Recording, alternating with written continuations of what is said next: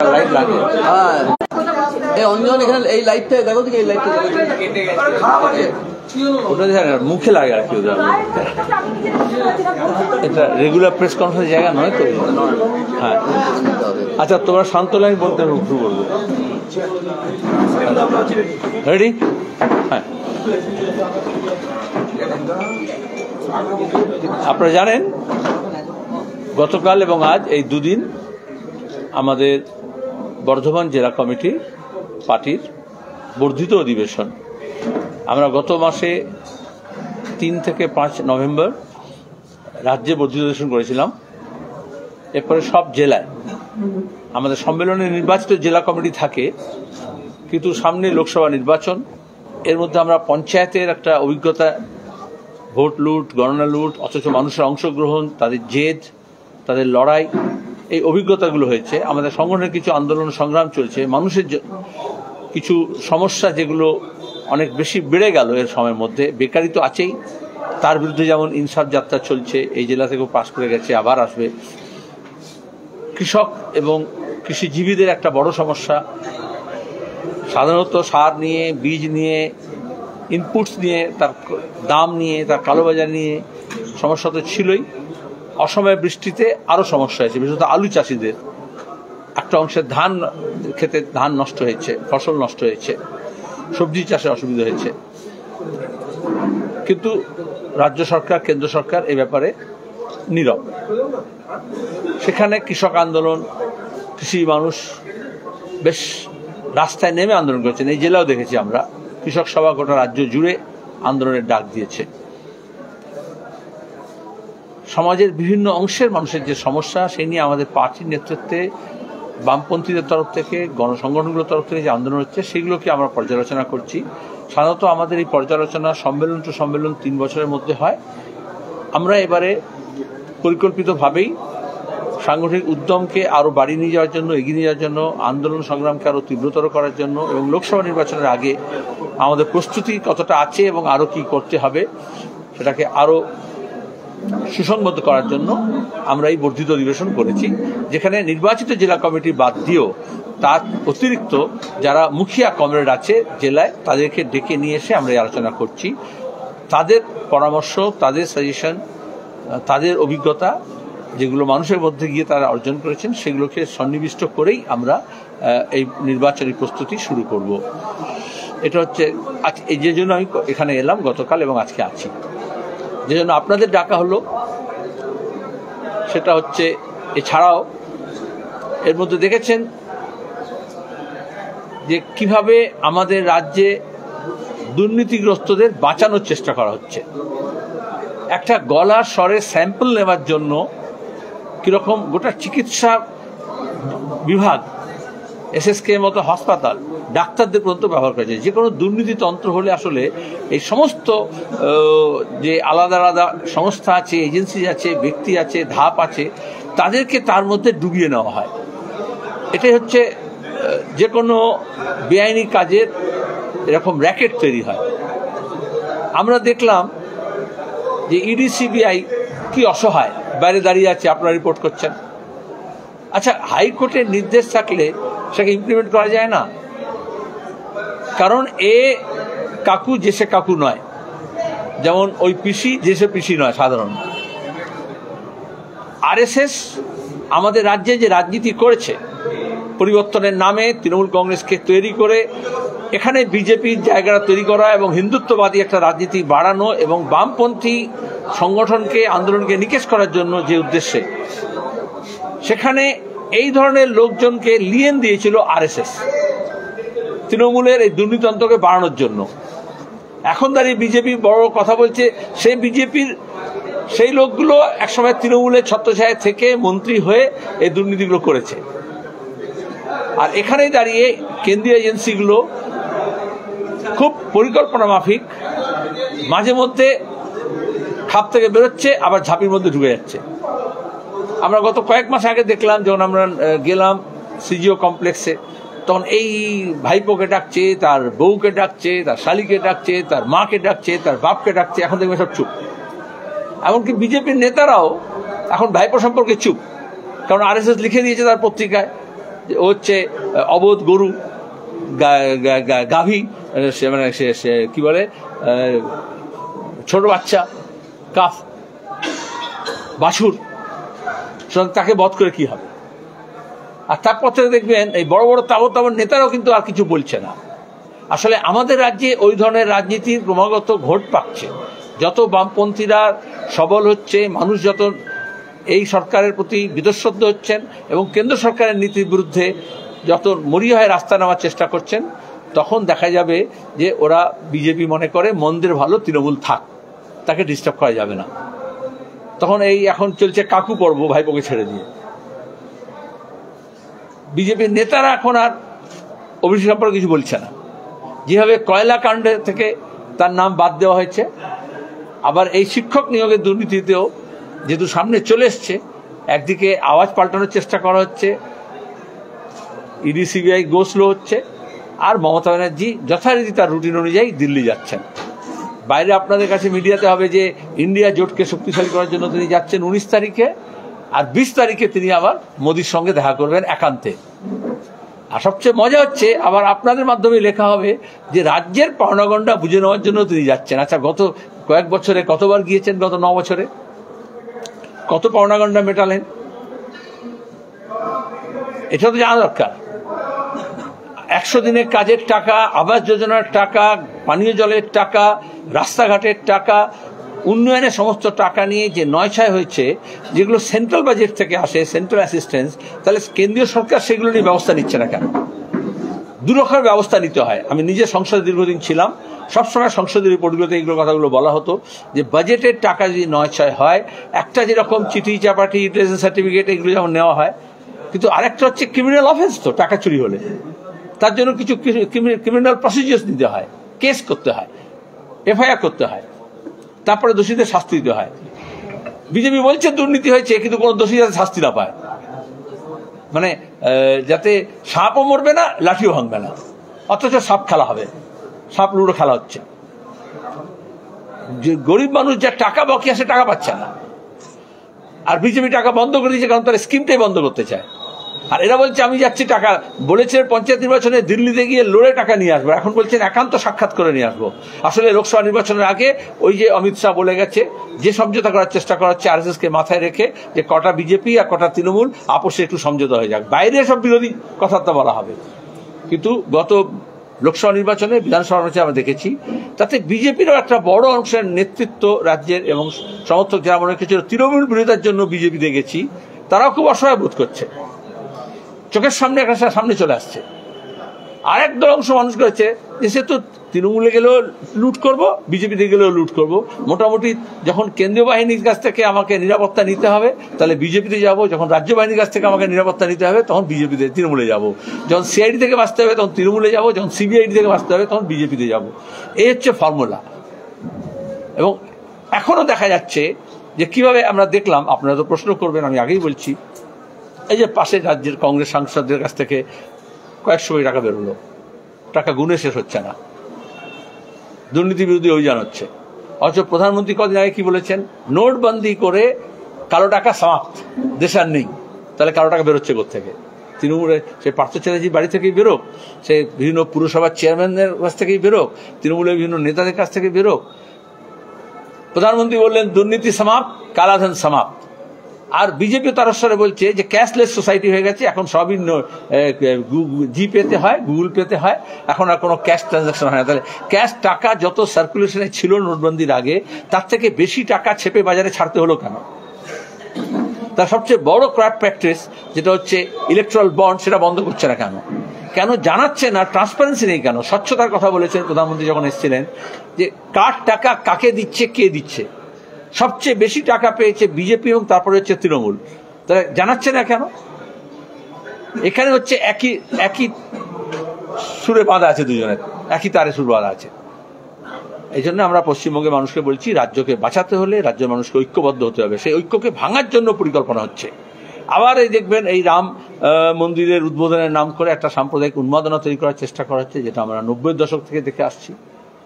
শ্রমজীবী মানুষ, খেটে খাওয়া মানুষ, বেকার ছেলে মেয়ে, সাধারণ গৃহিণী মানুষ, যাদের ঘর চালানো, সংসার চালানো মুশকিল হয়ে যাচ্ছে, যাদের আয় কমছে, ব্যয় বাড়ছে, সেই দিকে নজর সরিয়ে দিয়ে একটা ধর্মীয় উন্মাদনা তৈরি করার চেষ্টা করা হচ্ছে। আর সেখানে তৃণমূল বিজেপির বিরুদ্ধে লড়বে। ওরা বলছে গীতা পাঠ করাবো, তো তার আগে তৃণমূল বাজারে প্র্যাকটিস করতে শুরু করে দিয়েছে। নাটকটা স্টেজ করবে যখন বিজেপি, তো রিহার্সাল শুরু করে দিয়েছে তৃণমূলের এমপি এমএলএ মন্ত্রীরা। এটাই হচ্ছে রামনবমীর সময় এদিকে আমরা দেখেছিলাম, হনুমান জয়ন্তীর সময় আমি দেখেছিলাম, এদের একটা কম্পিটিশন তৈরি হয়ে যাবে, সেটাকে নিয়ে ডিবেট তৈরি করবে, বিতর্ক হবে। রোজ টুইটার থেকে, ইনস্টাগ্রাম থেকে, সোশ্যাল মিডিয়া এবং মেন লাইন মিডিয়া সন্ধ্যাবেলা ঘণ্টাখানেক ধরে আলোচনা হবে, এ বেশি ভক্ত না ও বেশি ভক্ত। কিন্তু আসলে মানুষের জীবন জীবিকার প্রশ্ন সরিয়ে দিয়ে, মানুষের জীবন যন্ত্রণার প্রশ্ন থেকে সরিয়ে দিয়ে মনটাকে ভোটের আগে তারা একটা ধার্মিক উন্মাদনার আবহাওয়া তৈরি করতে চাইছেন।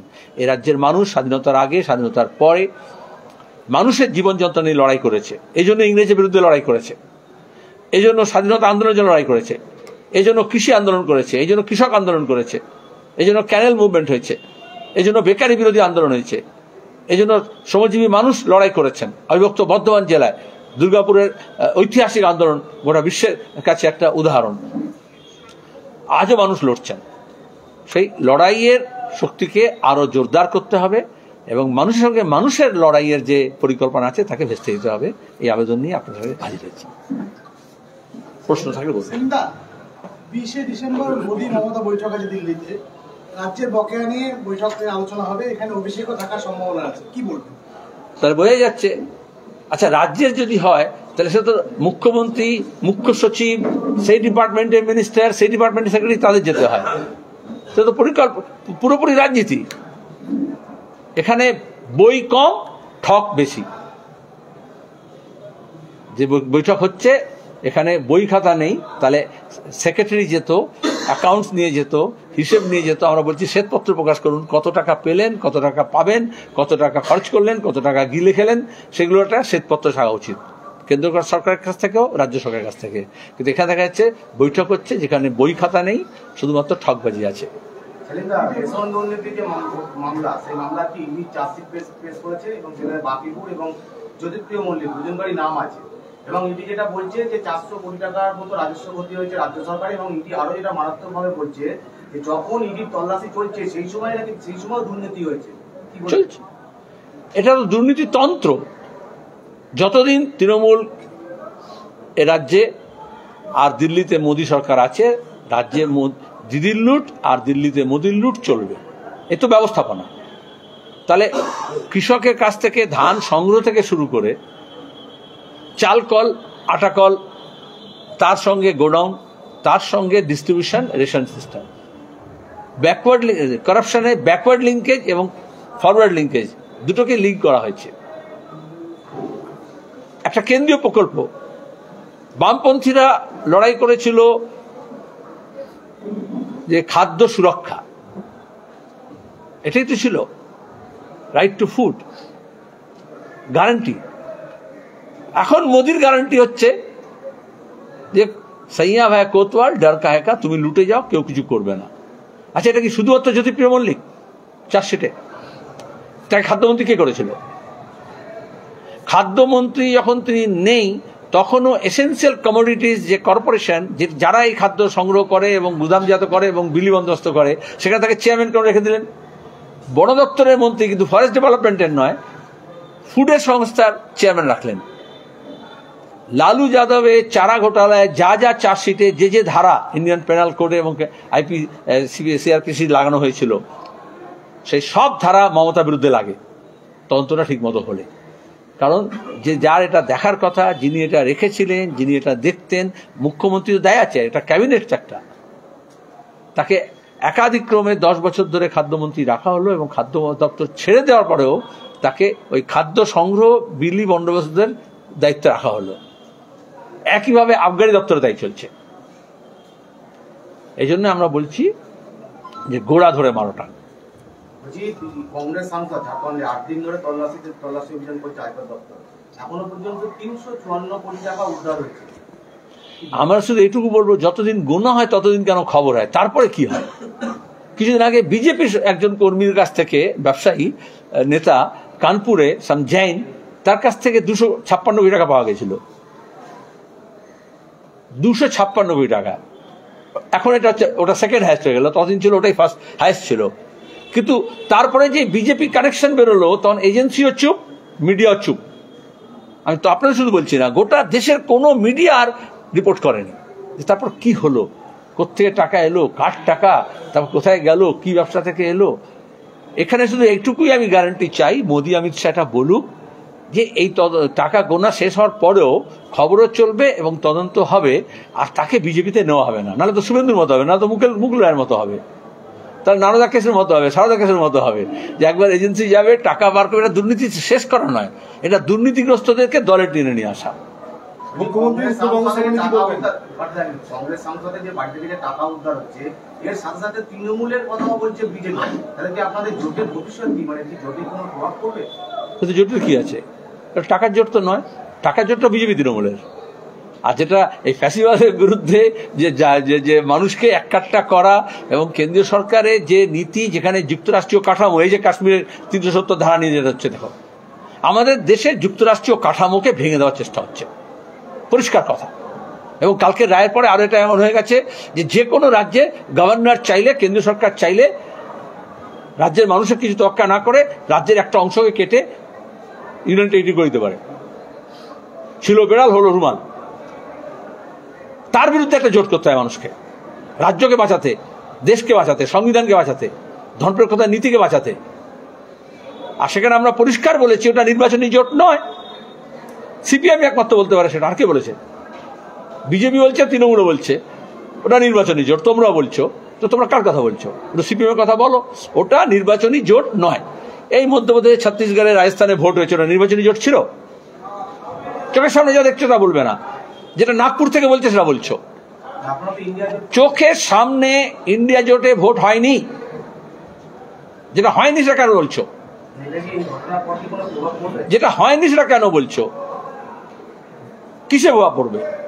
আমি বলছি, আরে রাজস্থানে, ছত্তিশগড়ে, মিজোরামে, মধ্যপ্রদেশে যে ভোট হলো, ওটা কি জোটে ভোট হয়েছে? তারা ভোটের জোট নয়, সেটাকে স্বীকার করতে চাইছো না। কোন স্কুলে পড়েছে আমি জানি না, মানে রাজনীতির আর কি, পরিষ্কার কথা বলছি। আমরা প্রথম থেকে এটাই বলেছি, এটা হচ্ছে আমাদের যুক্তরাষ্ট্রীয় কাঠামো বাঁচানো, আমাদের সংবিধানটাকে বাঁচানো, আমাদের সংসদীয় গণতন্ত্রকে বাঁচানো, আমাদের দেশের মানুষের ঐক্যকে বাঁচানোর জন্য যত মানুষ পারে এককাট্টা হয়ে কথা বলুক, নিজের নিজের মঞ্চে বলুক। বামফ্রন্ট আছে আমাদের, এটা বামফ্রন্ট সেটা আছে, জোট তো বামফ্রন্ট। রাজ্যে তো আপনাদের কংগ্রেস এবং সিপিএম এর মধ্যে জোট ছিল, এই ঝাড়খণ্ডের কংগ্রেস সাংসদের বাড়ি থেকে টাকা উদ্ধার ঘটনা কি সেই জোটেও প্রভাব পড়বে? তো রাজ্যে তো সিপিএমের সঙ্গে কংগ্রেস ঝামেলা ছিল, তোমার সেই বর্ধমান নিয়ে কত, সাইবাড়ি নিয়ে কত সব গল্প লেখো না। হঠাৎ কোথায় কোথাকার উদাহরণ নিয়ে আসছো? প্রথমত ঝাড়খণ্ডে কোনো জোট নেই, পশ্চিমবঙ্গে কোনো জোট নেই। এখন আবার যখন নির্বাচন হবে তখন ঠিক হবে কে কার কোথায় যাবে। আমরা ঠিক করবো যাতে বিজেপি তৃণমূলের বিরুদ্ধে বেশিরভাগ দল এককাট্টা হয়, এবার সেই দল ঠিক করবে সে কার সঙ্গে যাবে।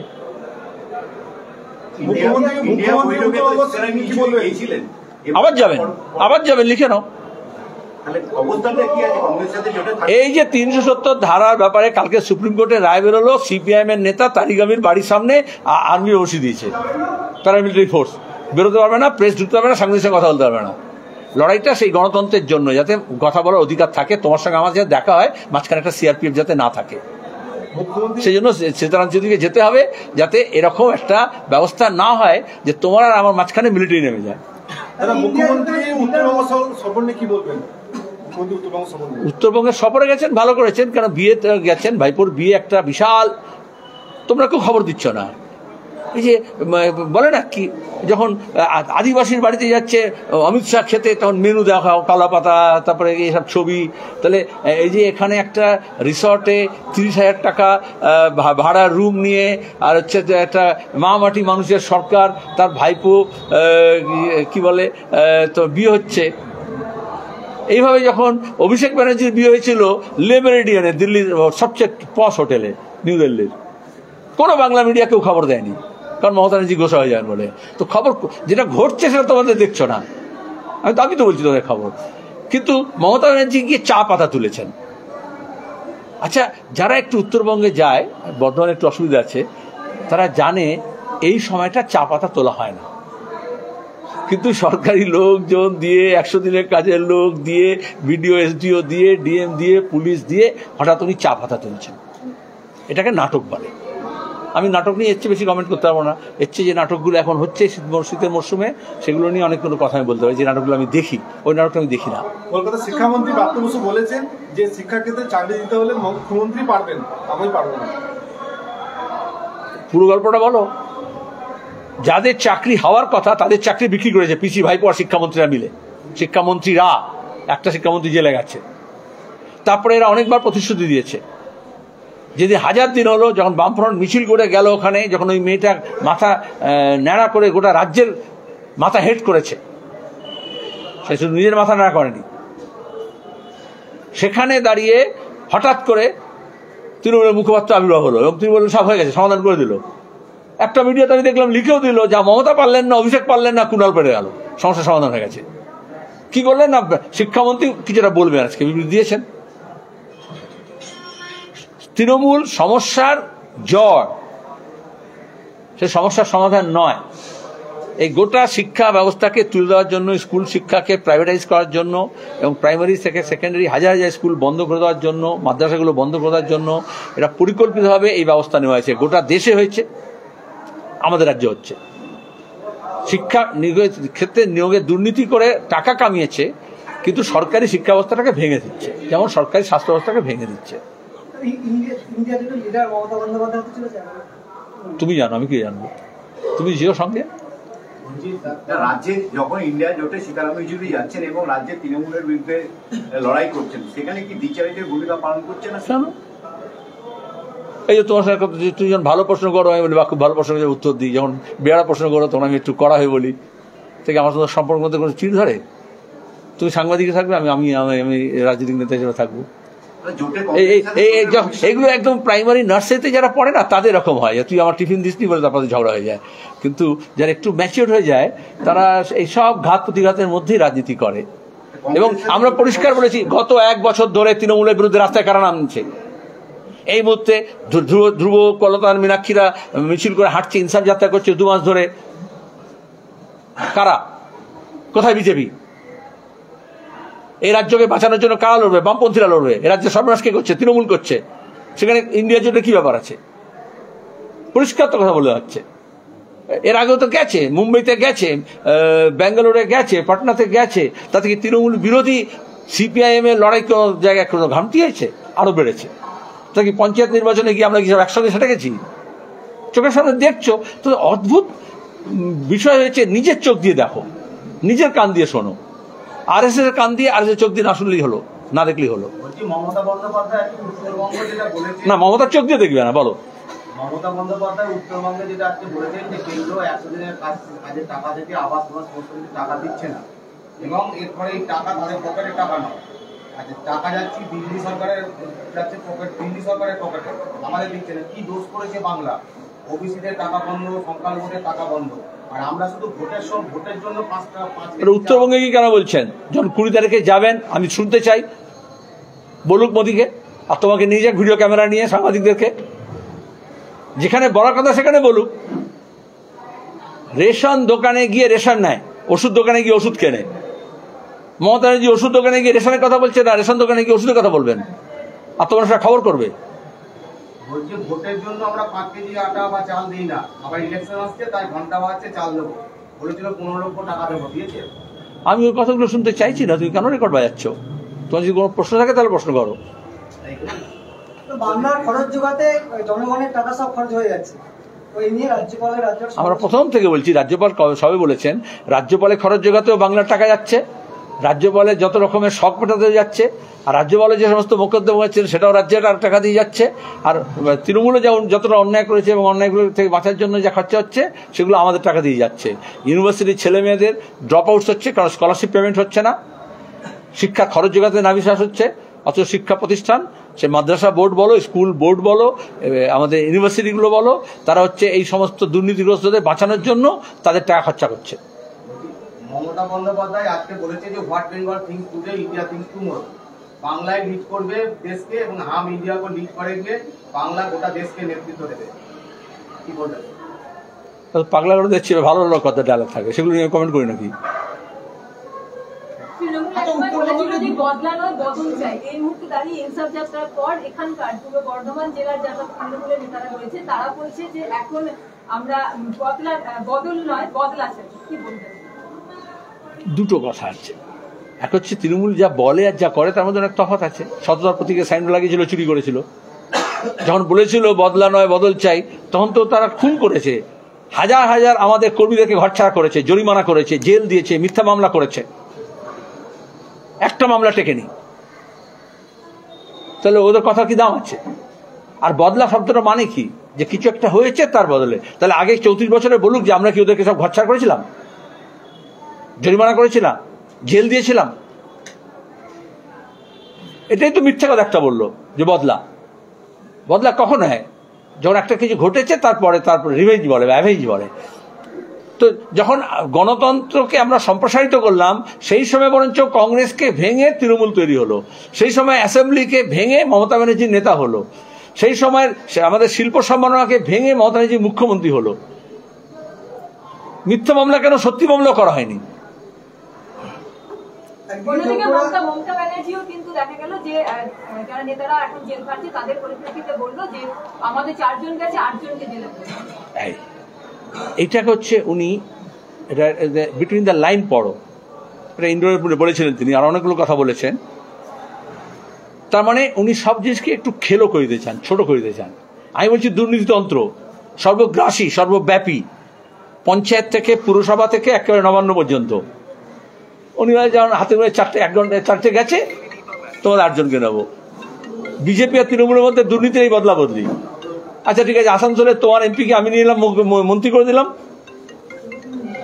হ্যাঁ, আচ্ছা ঠিক আছে, তোমার তার বদলে তোমার এমপিকে আমি একটা এমপি করে, আমার দলে এমপি করে দিলাম।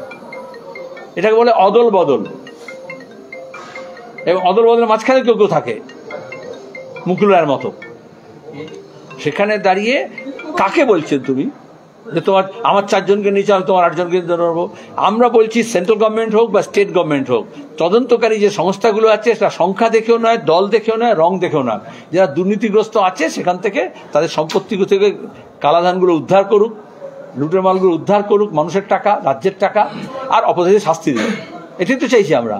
সেখানে উনি বলে দিলেন ঠিক 4 জন 8 জন, এটাই তো বাটা সিস্টেম। তাহলে মোদিকে কি তাই বলবেন? ঠিক আছে, আমার অভিষেককে বাঁচানোর জন্য তুই ববিকে নিয়ে নাও। একদিকে যোগ্যরা রাস্তায় বসে আছে, আরেকদিকে শিক্ষাকর্তা তিনি দেখা যাচ্ছে যে চাকরি চুরি করছেন, তার পরিবারের চাকরি করছে। ওই এসএসসি পুরো বিষয়টা শিক্ষা দপ্তরকে জানিয়েছে। That's what TMC means. TMC মানে তাই তো, আমি পার্লামেন্টে বলেছিলাম, এআইটিসি এনি টাইম মানি কোম্পানি। একজন শুধু তোমার জেলায় এরকম নেই, পরে সে বিজেপি হয়েছে, বিজেপি এমএলএ হয়েছিল, মানে নেই? তৃণমূলের যখন নেতা ছিল তার পরিবারের লোকজনকে চাকরি দিয়েছিল। শুভেন্দু একটা উদাহরণ নয়, পরিবহন দপ্তরকে চুলে পাঠিয়ে দিয়েছে, দুর্নীতি করেছে। এবং মমতা ব্যানার্জি নিজে বলেছেন ওকে যে চাকরিগুলো দিয়েছিলাম বাঁকুড়া পুরুলিয়ার জন্য, ওইগুলো সব পূর্ব মেদিনীপুরকে দিয়ে দিয়েছে। তার মানে এই দুর্নীতির কারবারটার মধ্যে মমতা যুক্ত, শুভেন্দু যুক্ত। উনি নিজেই বলেছেন উনি কে চাকরি দেওয়ার, চাকরি কোটা দিয়েছেন তৃণমূল নেতাদেরকে। দল বদলের সময় এক সময় এই মুকুল রায় আর এই পুলিশ অফিসারগুলো নিয়ে ঝোলা নিয়ে ছুটতো, যারা পঞ্চায়েত জেলা পরিষদ, ঠিক আছে তোমাকে 2টো চাকরি দেবো তোমার কথা অনুযায়ী। এইভাবে তো প্রাইমারি এডুকেশন নিয়ে হয়েছে। পলিটিক্যাল গেম প্ল্যান যেটা দুর্নীতিগ্রস্ত। ঠিক আছে।